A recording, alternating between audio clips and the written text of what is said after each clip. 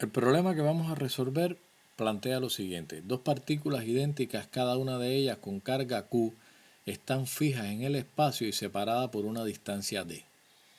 Una tercera carga puntual Q mayúscula tiene libertad de movimiento y en un principio está en reposo en la bisectriz perpendicular de ambas cargas fijas, a una distancia x del punto medio entre las dos cargas fijas.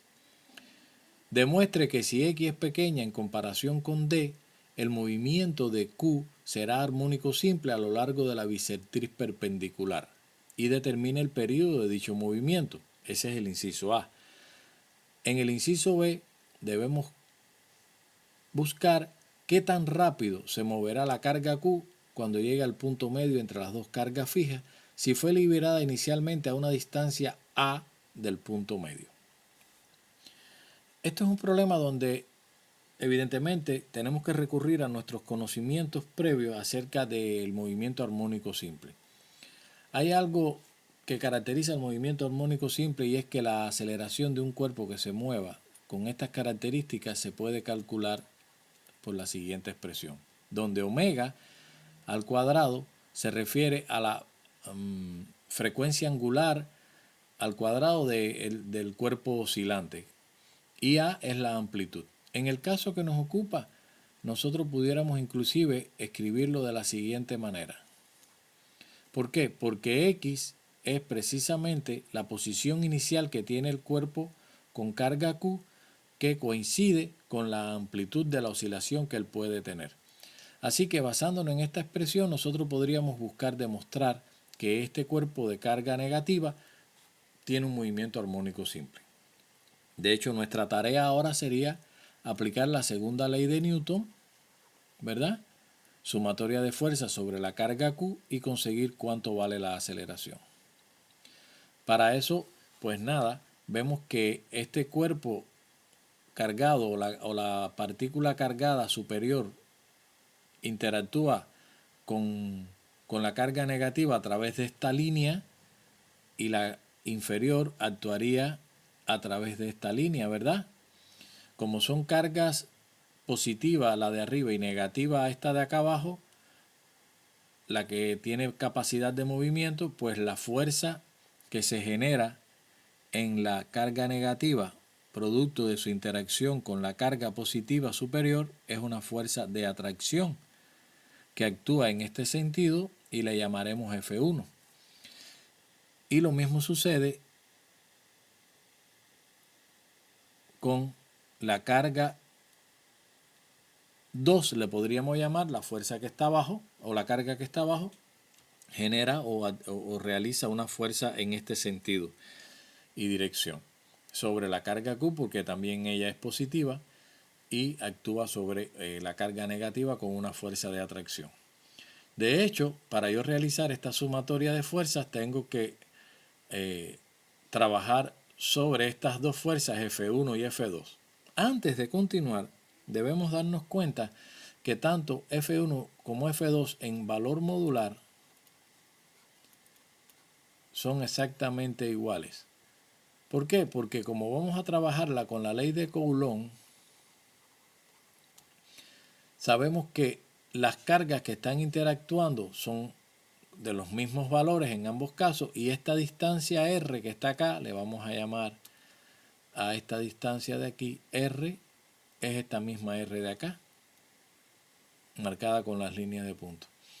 De manera que ya tenemos como premisa que ambas fuerzas son exactamente iguales. Lo que pasa es que para poder trabajar con ellas y hacer la sumatoria, deberíamos, como sugerencia, trasladar el eje de las Y acá a este punto. ¿Para qué?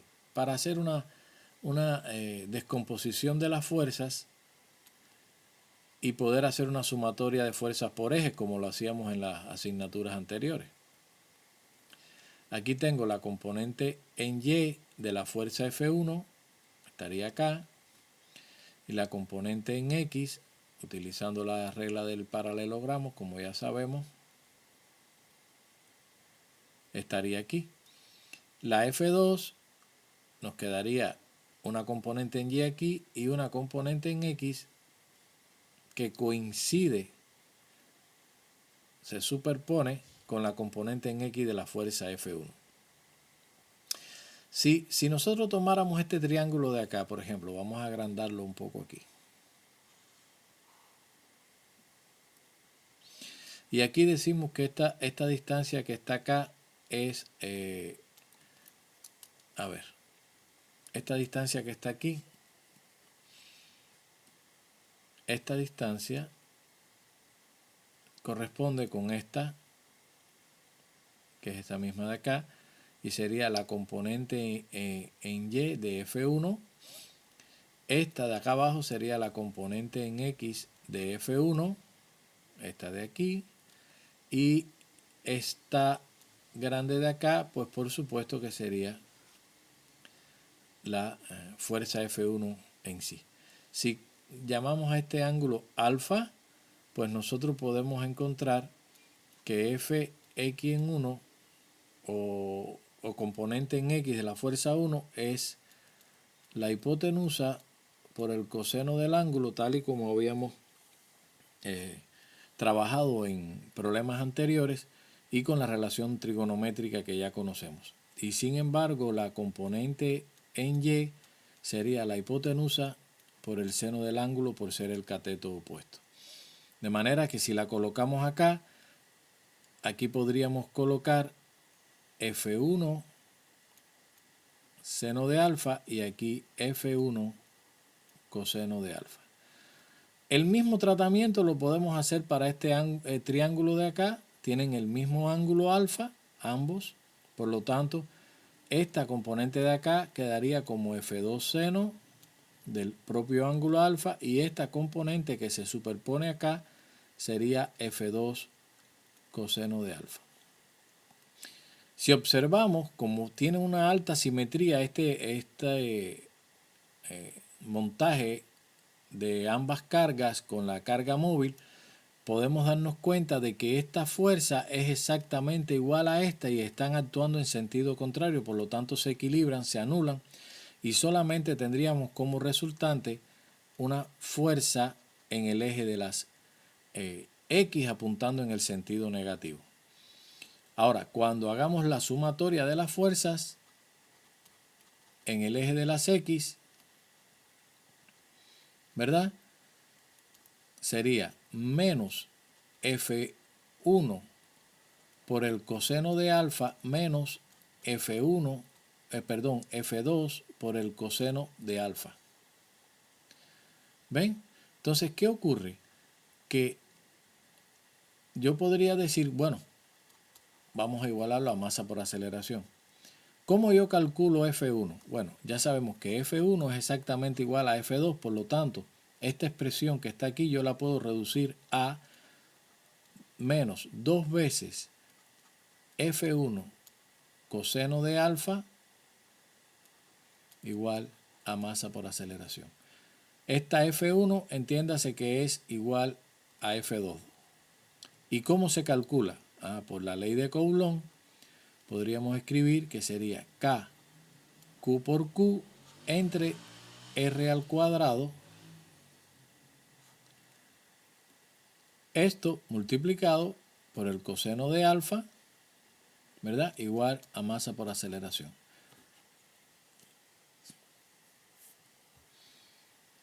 Ahora nos quedaría que conseguir quién es R por la geometría de nuestro esquema o de nuestro montaje.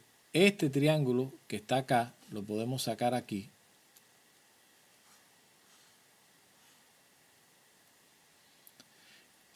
¿Y quién tenemos? Como este cateto es D sobre 2, este es R y este que está acá será X. Y este, bueno, nuestro ángulo alfa. Sabemos que el coseno del ángulo alfa, ¿quién va a ser? Cateto adyacente entre hipotenusa. Pero por Pitágoras sabemos que R cuadrado va a ser igual a la suma del cuadrado de los catetos. Así que nuestra expresión, escribiéndola por aquí ahora, nos quedaría menos 2K por Q dividido R cuadrado, que sería D cuadrado sobre 4 más X cuadrado,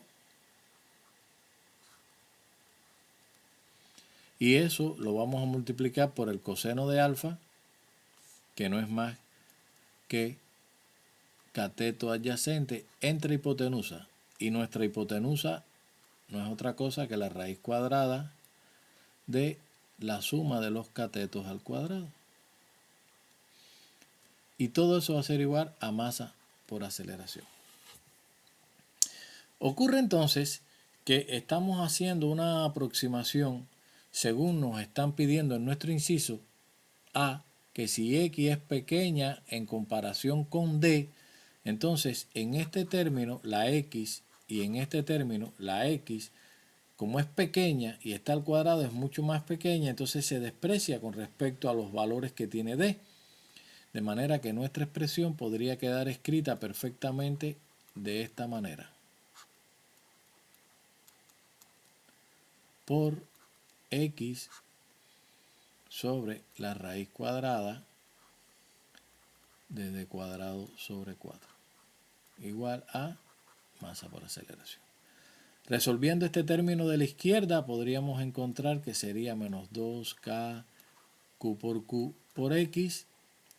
Y acá abajo, cuando hallemos la raíz, esta raíz nos quedaría D sobre 2 multiplicada por esto, quedaría D3 sobre 8. Esto es igual a masa por aceleración. Y de ahí encontramos que sería menos 16K Q por X sobre D al cubo, igual a masa por aceleración.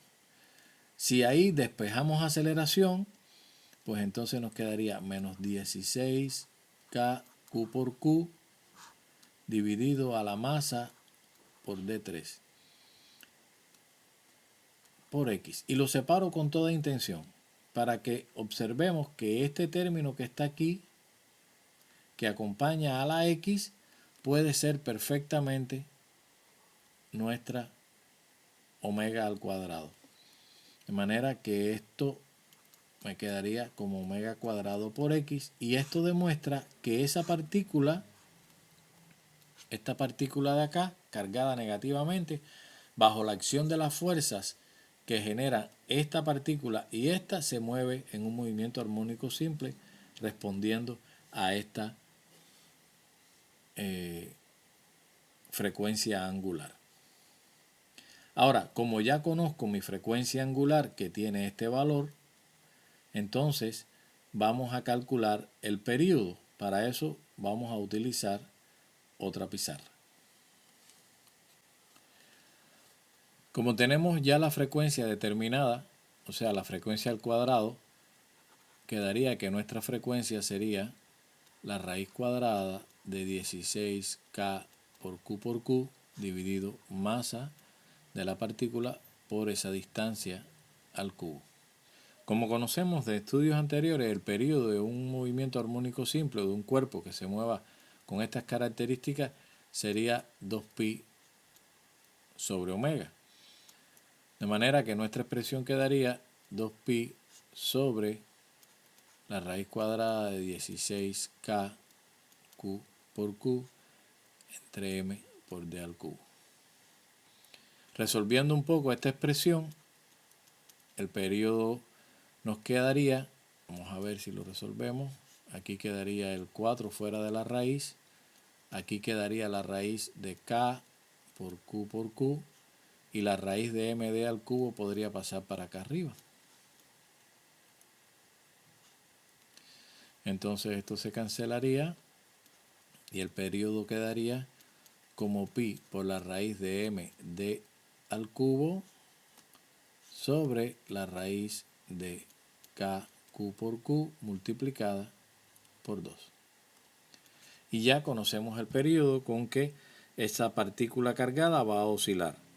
En el inciso B, que nos están pidiendo con qué rapidez se mueve en el punto medio, sabemos que el punto medio es el punto donde la partícula se mueve con la máxima velocidad en un movimiento armónico simple. Y la velocidad máxima, en este caso, va a ser calculada como omega por la amplitud. Nos están diciendo que en ese caso el cuerpo comienza a moverse a partir de que se coloca en una posición A, y esa sería nuestra amplitud. Por lo tanto, la velocidad máxima en ese punto sería omega por A, y no es otra cosa que sustituir este valor en esta expresión de acá. Nuestra velocidad máxima será 16K Q por Q md al cubo por A. Si podemos resolver un poco para acomodar la expresión, el 16 sale fuera, ponemos el adelante, 4 veces A por la raíz de K por Q dividido md al cubo.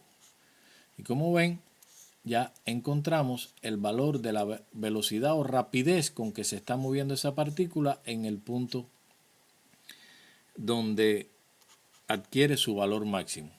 Este es el periodo, o sea, el tiempo que necesita para complementar una oscilación, y se darán cuenta que todos los parámetros, o sea, todas estas magnitudes van a depender de las cargas que no varían, de la distancia que no varía y de la masa que no varía. O sea, se van a ser parámetros que se van a mantener constantes siempre y cuando las condiciones iniciales se mantengan constantes.